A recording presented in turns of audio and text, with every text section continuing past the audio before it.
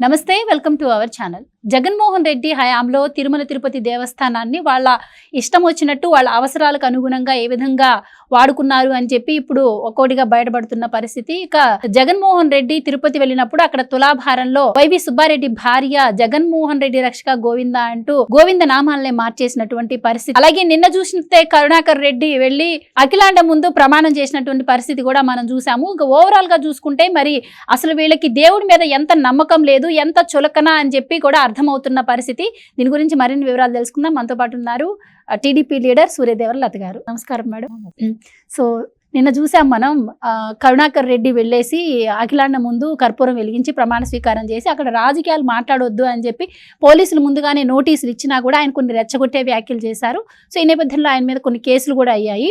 అంటే అక్కడ దేవుడు అంటే ఎంత నమ్మకం లేదు అన్నది కూడా క్లియర్గా కనిపిస్తుంది. ఇంకా గతంలో మనం చూసుకుంటే వైవి సుబ్బారెడ్డి భార్య ఏకంగా గోవింద నామాలనే మార్చేశారు. సో ఎలా చూడొచ్చు అంటారు వీళ్ళ బిహేవియర్? అలాంటి వాళ్ళు ఇప్పుడు వచ్చి ప్రమాణాలు చేస్తే ప్రజలు ఎంతవరకు నమ్మే అవకాశం ఉంటుందంటారు? అంటే వాళ్ళు ప్రమాణాలు చేస్తే మటుకు వాళ్ళకంటే భయం ఉన్న వాళ్ళైతే దేవుడి మీద భక్తి భయము అనేది ఉంటే వాళ్ళు ప్రమాణాలు చేయరు. కానీ వాళ్ళకి ఆ నమ్మకమే లేని వ్యక్తులు కదా, వాళ్ళకి ఇంకా అసలు అంటే హిందూ మతాన్ని ఆచరించిన వాళ్ళు వీళ్ళ ప్రమాణాలు ఎలా లెక్కకు వస్తాయి? అంటే ఇప్పుడు వాళ్ళు అక్కడ ఏంటంటే మీడియా పరంగా కొంచెం హైప్ తీసుకోవటానికి, వాళ్ళ సాక్షి ఛానల్లో వేసుకోవటానికి, అది ఒక 2 రోజులు అది ట్రోల్ ఇచ్చేసుకోవటానికి చేసే ప్రయత్నం చేశాడు. సో దాన్ని కట్టడి చేశారు. యాక్చువల్లీ తిరుమల కొండ మీద ఎవరూ కూడా రాజకీయాలు మాట్లాడటానికి వీల్లేదు. అది గతంలో ఎప్పుడూ ఉండేది. కానీ జగన్మోహన్ రెడ్డి వచ్చిన ఈ 5 ఏళ్లుగా కానీ ఎప్పుడు రాజకీయాల గురించి మాట్లాడుతూనే ఉన్నారు. అంటే రోజా కానివ్వండి, ఇట్లాంటి వాళ్ళందరూ కూడా కరుణాకర్ రెడ్డి గారు వీళ్ళందరూ కూడా ఎప్పుడు రాజకీయాలు మాట్లాడుతున్నారు అని అంటే ఏ రకంగా తిరుపతి దేవస్థానంలో ఏ రకంగా తిరుపతిని వీళ్ళు భ్రష్టు పట్టించాలని చేస్తున్న ప్రయత్నం కానివ్వండి, ఒక దేవుడు అంటే నమ్మకం లేకుండా, అంటే ఇక్కడ ఎప్పుడు కూడా హిందువుల మనోభావాలకి విలువనిచ్చిన వాళ్ళు కాదు. వాళ్ళు చూస్తుంటే కొద్దిగా ఎలాంటి పనులు చేస్తున్నారంటే అక్కడ వర్క్ చేసే వాళ్ళు కానివ్వండి, ఇది గతంలో ఎలా ఉండేదంటే హిందువులే పనిచేయాలి అక్కడ, బయట వాళ్ళకి అవకాశం ఉండదు, అంటే వేరే మతస్థులకి అవకాశం లేదు. ఎందుకంటే హిందువులు వేసిన ఉండిలో వేసిన డబ్బులే వాళ్ళకి జీతభత్యాలు కాబట్టి. సో అలాంటి వాళ్ళే అక్కడ హిందువులకే అవకాశాలు ఉండాలని వాళ్ళు ఎప్పుడు హిందువులకే జాబ్స్ ఇచ్చేవాళ్ళు. కానీ ఇప్పుడు గత 5 ఏళ్ల దగ్గర నుంచి గతంలో రాజశేఖర్ రెడ్డి గారి టైంలో కానివ్వండి అలాంటి దాన్ని పక్కన పెట్టేసి అన్ని మతస్థులు ఫుల్గా అక్కడ ఫామ్ చేసేశారు. సో వాళ్ళకైతే నమ్మకం లేదు. ఇప్పుడు కరుణాకర్ రెడ్డి గారి విషయానికి వస్తే ఆయన కూడా అంతే, వాళ్ళ పిల్లల్నేమో అన్ని మతస్థులు వాళ్ళు పెళ్లి చేసుకుంటారు. సో ఈయన మటుకు నేను హిందువునా అంటాడు. అసలు ఆయన కరుణాకర్ రెడ్డి గారికి ఇవ్వటం అనేదే తప్పు. అక్కడ ఫస్ట్లో ఇవ్వటం కూడా, అంటే రాజశేఖర్ రెడ్డి గారి టైంలో కూడా ఇచ్చారు, కానీ అప్పుడు కూడా తప్పు చేశారు. అసలు హిందూ మతం మీద నమ్మకం లేదు, విలువ అంటే ఒక భక్తి గౌరవం ఇలాంటివి ఎవరు ఏమీ లేని వ్యక్తులకి ఇలాంటి పదవులు ఇవ్వటం ఏంటి?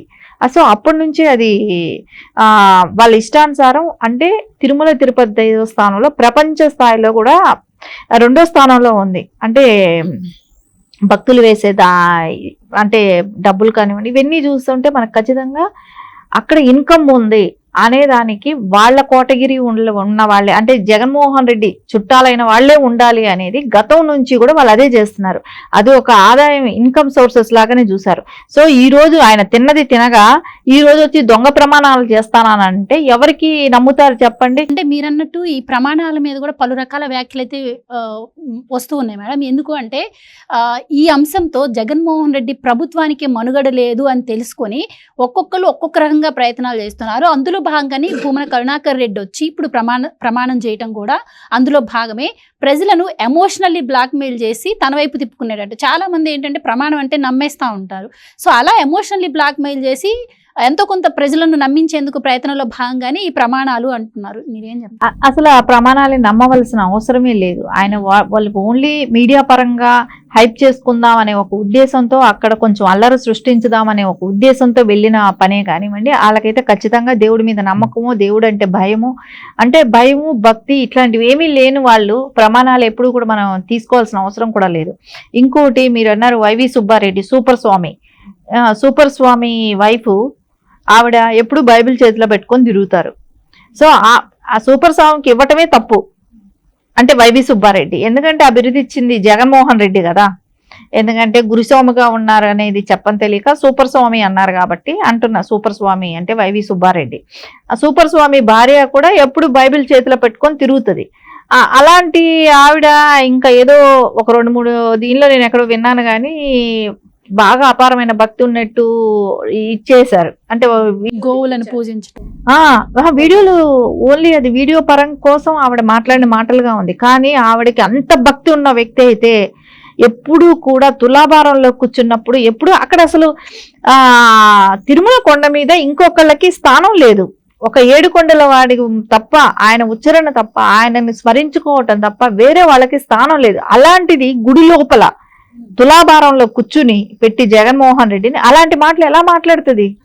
జగన్మోహన్ రెడ్డి రక్షక గోవింద అంట. అది గోవింద నామాలంటే ఎంత పరమ పవిత్రం. గోవింద నామాల్లో అసలు మనుషుల నామాలు కలిపి యాడ్ చేసి పలకటం అసలు ఎంతవరకు కరెక్ట్ అంటారా? అసలు అంత ధైర్యం వాళ్ళకి ఎలా వచ్చింది? ఆ వీడియోలు ఇప్పుడు తిరుగుతున్నాయి కానీ అసలు ఇంత ధైర్యంగా ఇలా మాట్లాడుతున్నారు అని అంటే వీళ్ళు ఎంత ఉగ్రవాదుల్లాగా వీళ్ళు తయారై ఉన్నారు. అంటే హిందూ మతాన్ని అణిచివేసేదానికి ఇన్ని రకాల ప్రయత్నాలు జరిగాయి ఆ కొండ మీద. అంటే అసలు ఆవిడ అట్లాంటి వాళ్ళకి అక్కడ ఎలాంటి స్థానం ఇచ్చారు? అలాంటి వ్యక్తి టిటిడి చైర్మన్ గా ఉన్నది మనకు. ఆయన భార్య అలా మాట్లాడుతుందా? జగన్మోహన్ రెడ్డి రక్షక గోవింద అంట. అంటే ఇంతకంటే దారుణం ఉందా? ఇలాంటి వాళ్ళని టీటీడీ బోర్డు మెంబర్లుగా చేసి వాళ్ళు చైర్మన్లు, బోర్డు మెంబర్లు కానీ బోర్డు మెంబర్లు కూడా ఇంకా అందరూ అలాంటి వాళ్ళే. ఇంకా ఈ మనకు జగన్మోహన్ రెడ్డి కానివ్వండి, కరుణాకర్ రెడ్డి కానివ్వండి, ఈవోగా చేసిన ధర్మారెడ్డి గారు కానివ్వండి, వీళ్ళందరూ కూడా ఎక్కువ వాళ్ళ మతాన్ని వాళ్ళకి ఇంపార్టెంట్ ఇస్తారు. అలాంటి వ్యక్తుల్ని తీసుకొచ్చి గుడిలో పెట్టడం మూలాన ఈ రోజున ఇలాంటి దుస్థితి వచ్చింది కదా. సో వాళ్ళు మాట్లాడిన మాటలన్నీ కూడా ఏ హిందూ కూడా ఒప్పుకునే పరిస్థితి లేదు. ఎందుకంటే అసలు ఆ కొండ మీద ఏంటి, అక్కడ ఆ వెంకటేశ్వర నామస్మరణాలు జరిగే ప్లేస్లో అసలు అనునిత్యం అదే ఉంటుంది. అట్లాంటి చోట జగన్మోహన్ రెడ్డి రక్షక అనేది అయితే ఇంకా అసలు ఎవరు కూడా జీర్ణించుకోలేని పరిస్థితి అది. సో ఇంతటి దారుణాలు చేసిన వాళ్ళకైతే తగిన శిక్ష పడాల్సిన అవసరం ఉంది. అలాంటి స్మరణ ఆవిడ మాట్లాడిన దానికి ఆవిడని కూడా ఇంక్లూడ్ చేయాల్సిన అవసరం ఉంది. అలాంటి మాటలు ఎలా మాట్లాడుతుంది? ఇప్పుడు చర్చికి వెళ్ళేసి ఏదైనా అంటే ఊరుకుంటారా? మసీదుకి వెళ్ళి మన హిందూ దేవుళ్ళ గురించి మాట్లాడితే ఊరుకుంటారా? ఊరుకోరు కదా. నువ్వు ఇక్కడ వచ్చి నీ పేర్లు చెప్పుకొని అది కూడా ఏంటి ఆవిడ అనటం కాదు, ఆవిడ చుట్టూండే వాళ్ళతో కూడా అనిపిస్తుంది. అంటే మీరు హిందూ మతాన్నే మార్చేస్తారా ఇవన్నీ కూడా వాళ్ళు ఒక కావాలనే వాంటెడ్లీ తిరుమలలో ఇలాంటివన్నీ చెయ్యాలి అనే ఒక ఉద్దేశంతో వాళ్ళు ప్రీ ప్లాన్డ్గా చేసిన పనే ఇవన్నీ. ఇది చూసుకుంటే ఏదో తెలియక చేసిందో అనేది కానే కాదు. ఇక్కడ ఏం చేసినా చెల్లుతుంది. సో హిందూ మతాన్ని కూడా వాళ్ళు అనగదొక్కాలనే ప్రయత్నంతో చేసిన పనిగానే కనపడుతుంది. Right madam, thank you so much. Thank you.